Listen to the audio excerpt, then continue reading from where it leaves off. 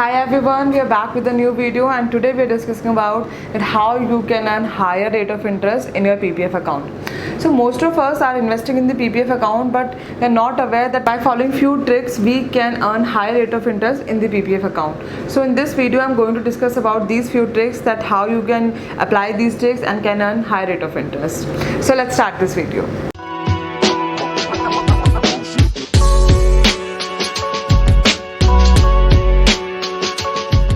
First point is tax benefit. So as you all are aware that PPF amount is tax free. Like if you are earning any rate of interest in this PPF, it is tax free.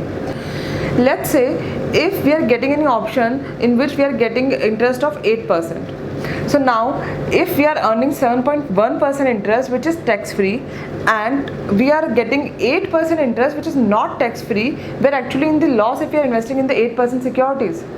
There is no need to pay any taxes on the PPF account of 7.1%. Now on the 8%, if you are falling into 30% tax slab rate, so we have to pay 30% tax on that 8%. So 30% tax would be somewhere around 2.4%. So your ultimate amount that you're getting in your hand as an interest is very less than as compared to PPF account. So as per my advice, if you are investing in any security which is tax free, then that is good as compared to other securities which are giving only minor benefit to us. Now it's clear from this example that it's good to have 7.1% interest if it's tax free rather than to get 8% interest which is taxable. Now this was the first trick, that if you are about to taking any decision that whether you should invest in the PPF or you have to invest in any other securities which is giving like let's say 8% or 8.5% interest rate, it's good to go for the PPF. Now you may ask this question that if you're getting 7.1% interest, then why we are choosing it? We can go for other securities, let's say mutual fund, debt, another debts which are giving like 12% or 14% interest rate annually. Then my answer will be PPF amount is non-volatile. But another securities, if you're investing in stock market, mutual fund, anything that is volatile, risk is there. So it's good to have at least one investment in your portfolio that is not volatile and that is giving at least that rate of interest which is at least meeting inflation.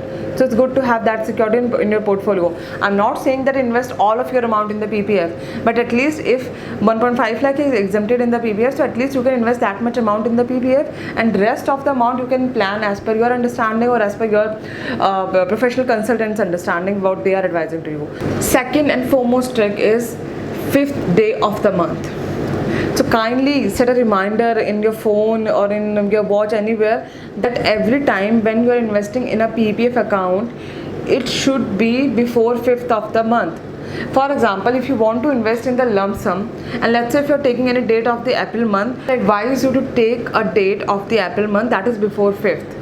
The reason being, if you're investing after 5th of the month, then chances are there you may not get that interest of that particular month. It's good to invest by the 5th of the month whenever you are planning to invest.